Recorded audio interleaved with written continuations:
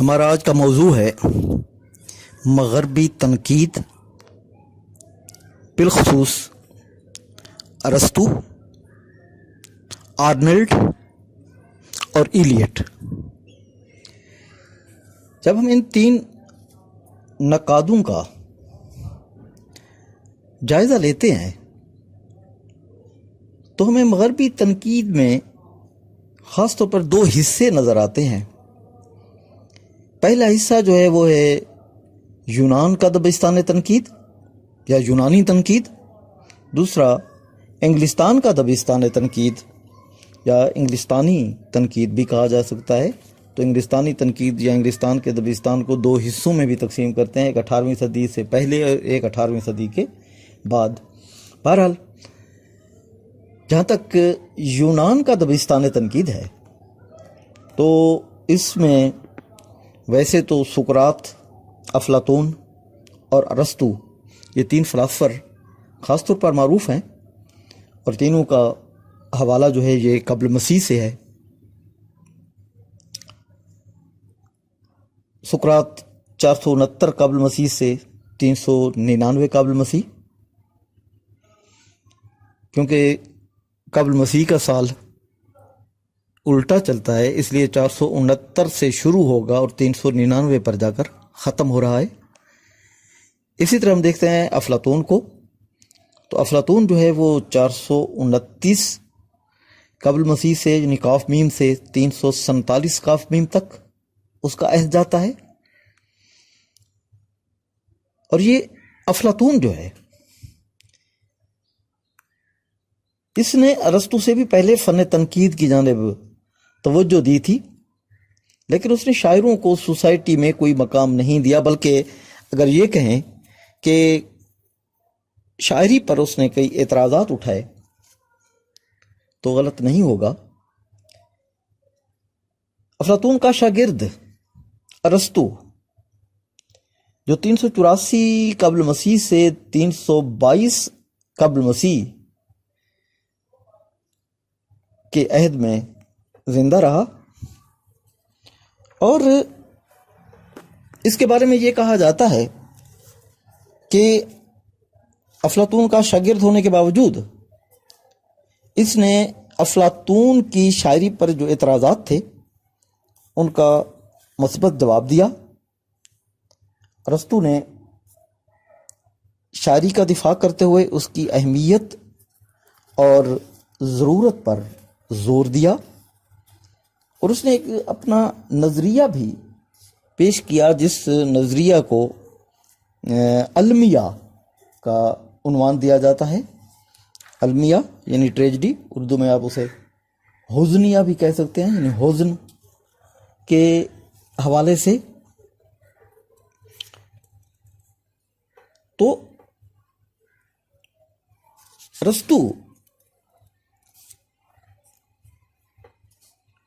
ارسطو نے جہاں شعراء کو یا ادب کو معاشرے میں ایک جائز مقام دلانے کی کوشش کی، تو اس سلسلے میں اس نے اپنی کتاب بوتیکا، جسے پوئٹک بھی کہا جاتا ہے، اس کو ایک کتاب لکھی جو دو حصوں پر مشتمل ہے، اور اس میں ایک حصہ بلاغت کے بارے میں ہے اور دوسرا شاعری کے حوالے سے۔ تو اس نے شاعری کی اصناف اور موضوعات کے تعلق سے المیہ اور تربیہ، ویسے دونوں چیزوں پر اس نے بحث کی ہے، لیکن اصل زیادہ پھر جو اس کا نظریہ سامنے آتا ہے وہ المیہ ہی کے حوالے سے ہے۔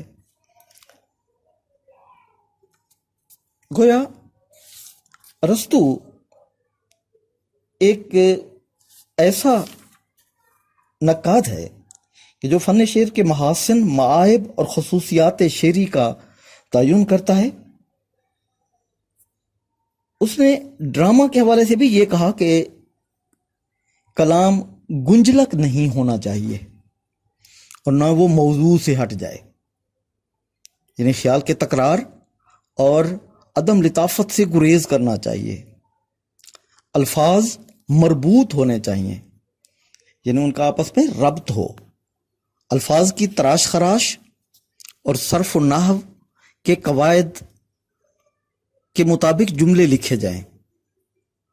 شعر کی سب سے بڑی خوبی یہ ہے کہ شاعر مافی الضمیر کو الفاظ کے ذریعے اچھی طرح سے ادا کر سکتا ہے، یعنی اس میں سلاست، یکسانیت اور لطافت، یہ ساری چیزیں بیان کی جاتی ہیں۔ زور بیان، جلالت اور اسلوب کے ساتھ کلام میں حسن پیدا کرنا یہ شاعر کا کام ہوتا ہے۔ غرض ارسطو نے فن شعر کے لفظی اور معنوی صنعتوں کے اصول و ضوابط مدون کیے، یعنی تدوین کیے، کیونکہ شاعری یا جس میں شعر کی خوبصورتی کا انحصار الفاظ کے حسن پر ہے۔ شعر کا جسم دو چیزوں سے مرکب ہوتا ہے، لفظ اور مضمون، لیکن معنی جو ہے اس کو شعر کی روح کہا گیا ہے۔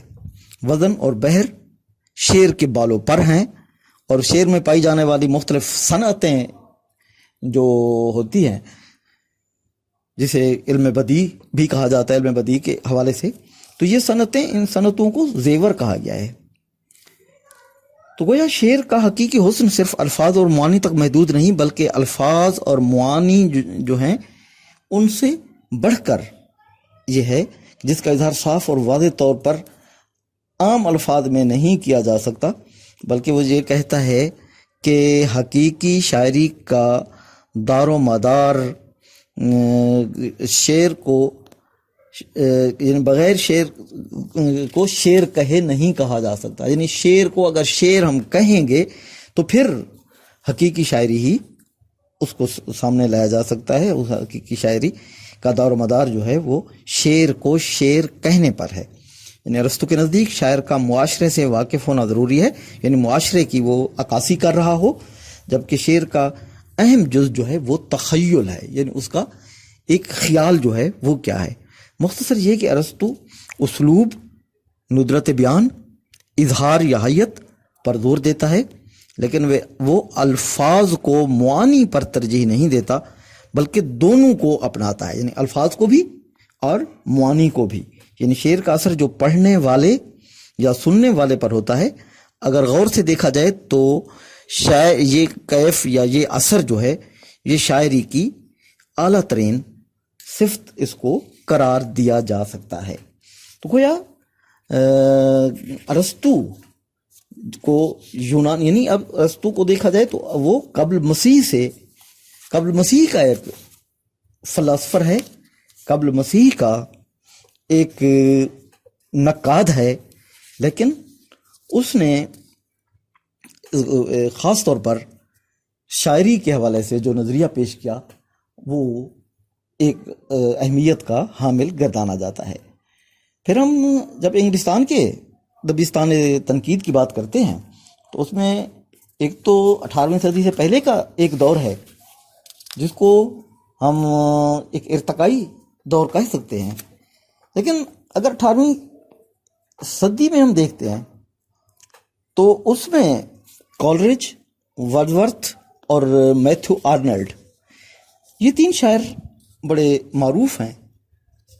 کولرج ایک فلسفی شاعر ہے، اسی طرح ورڈزورتھ یہ نہ صرف نقاد تھا بلکہ ایک تعلیم یافتہ اور روشن دماغ شاعر بھی تھا، لیکن چونکہ ہمارا تعلق میتھیو آرنلڈ سے ہے تو میتھیو آرنلڈ جو ہے یہ بھی 18ویں صدی کے بعد، بلکہ اس کو آپ 19ویں صدی کا ایک شاعر کہہ سکتے ہیں، کیونکہ اس کی پیدائش جو ہے یہ 1822 اس کی پیدائش ہے اور 1888 اس کی وفات کا سال ہے۔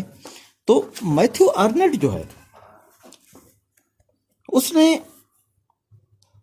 اپنی تنقید کے اصول اور مقاصد ادب جو ہے اس پر ایسے اظہار خیال کیا کہ اس کی تنقید کی دنیا میں وسعت پیدا ہوئی۔ وہ ادب کو زندگی کا آئینہ دار تصور کرتا ہے۔ اس نے تخلیق اور خالق کے ساتھ شاعر و ادیب کے ماحول اور اس کے سماجی پس منظر کو بھی تنقیدی جائزے میں داخل کیا، کیونکہ اس کے نزدیک ادب زندگی کی ترجمانی کرتا ہے اور ادب کو زندگی یا ماحول سے الگ رکھ کر تنقید نہیں کی جا سکتی۔ وہ تخلیقی ادب کی اہمیت پر زور دیتا ہے، وہ تخلیق کے لیے قوت اظہار کو ضروری قرار دیتا ہے، اور انگریزی ناقدین کی بعد میں آنے والی نسل نے میتھیو آرنلڈ کے تنقیدی خیالات کے اثرات کو بہت زیادہ پسند کیا۔ اس کی تنقید کی خصوصیت یہ ہے کہ وہ تنقید کے لیے اس بات کو ضروری سمجھتا ہے کہ وہ کسی شاعر کے کلام پر تنقید کرتے وقت اس کے ماحول اور تاریخی، سماجی اور داخلی پس منظر کو بھی سامنے رکھے۔ شاعر نے جس مخصوص معاشرت میں، جس حالات میں زندگی بسر کی ہے، اس کی مدد سے شاعری کی شخصیت کا کھوج لگانا جو ہے وہ اس کے نزدیک تنقید کہلاتا ہے۔ ادب اور ادیبوں کی سرپرستی کرنے والا جب کوئی نہیں تھا تو آرنلڈ نے اس دور میں ادب کی اہمیت کو اجاگر کیا۔ اس نے تاریخی اور ذاتی حوالوں کی بجائے حقیقی حوالوں سے ادب پارے کو جانچنے کی بات کی۔ اس کے خیال میں ادب میں سادگی، بے ساختگی اور قطعیت ہونے چاہیے۔ وہ فن پارے میں سادگی کے علاوہ سالمیت اور ترتیب کی بات کرتا ہے۔ اس کے خیال میں اخلاق سے لا تعلقی شاعری میں صداقت اور مسرت کے عناصر کو کم کر دیتی ہے۔ گویا خیال جو ہے شاعر کا، کلام لکھنے والے کا، اس کے نزدیک وہ اخلاق سے لا تعلق نہیں ہونا چاہیے، یعنی سماجی ماحول کی عکاسی جو ہے وہ اس انداز سے کی جائے کہ اس میں اخلاقیات کو خصوصی اہمیت حاصل ہو۔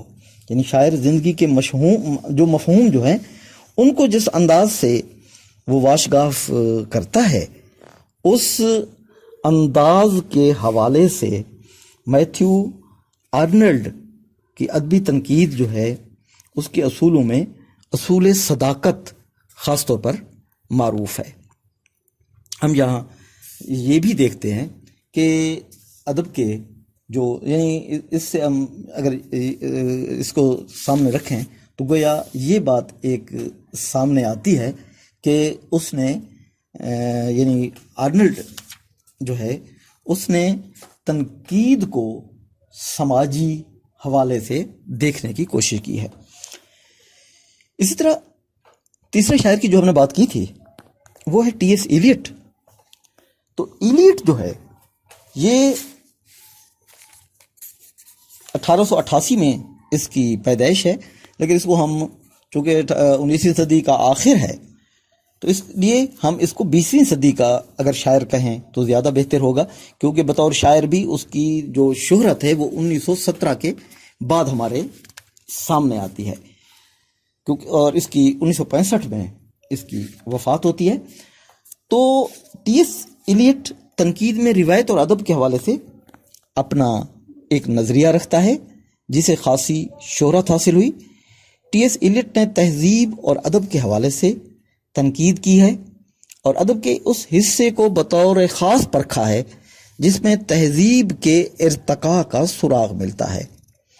ادب اور تنقید کے بارے میں ٹی ایس ایلیٹ کے نظریات کے بارے میں ڈاکٹر جمیل جالبی لکھتے ہیں کہ ایلیٹ نے لکھا ہے، یعنی ڈاکٹر جمیل جالبی لکھتے ہیں، ایلیٹ نے لکھا ہے کہ جب تک ادب رہے گا اس وقت تک تنقید کے لیے جگہ باقی رہے گی۔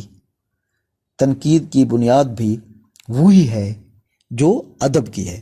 یعنی مقصد یہ کہ اگر ادب لکھا جائے گا تو صاف ظاہر ہے اس پر تنقید ہوگی، تو تنقید کے لیے بھی راستے ہموار ہوں گے۔ اگر ادب لکھا ہی نہیں جائے گا تو پھر تنقید کے لیے کس انداز سے رابطے استوار ہو سکتے ہیں، یا کوئی نہ کوئی اس کا طریقہ، یعنی تنقید کا سلسلہ کس انداز سے بڑھ سکتا ہے۔ یعنی ٹی ایس ایلیٹ نے روایت کے ساتھ ساتھ ذریعہ اظہار، شعری تصورات اور شاعری کی زبان اور محرکات پر بھی قلم اٹھائے۔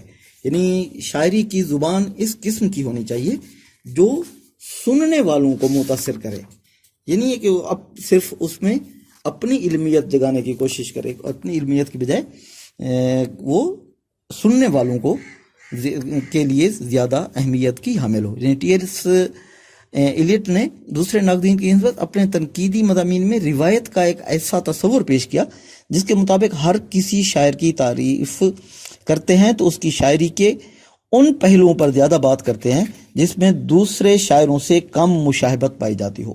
یعنی ایک نئی چیز جب کہی جائے گی تو وہ شاعری کے لیے زیادہ بہتر ہوگی. یعنی ایسے پہلو کو خصوصی طور پر سامنے لانا چاہیے جو اس سے پہلے کسی شاعر نے نہ کہا ہو.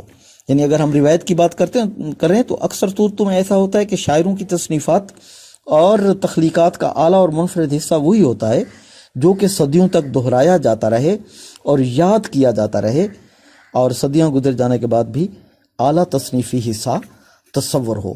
تو گویا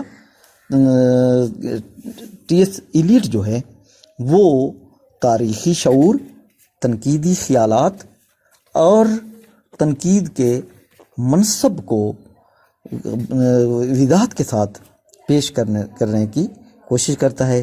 وہ نقاد کو دوسرے علوم سے بھی آگاہی اس کے لیے وہ کہتا ہے کہ ضروری ہے.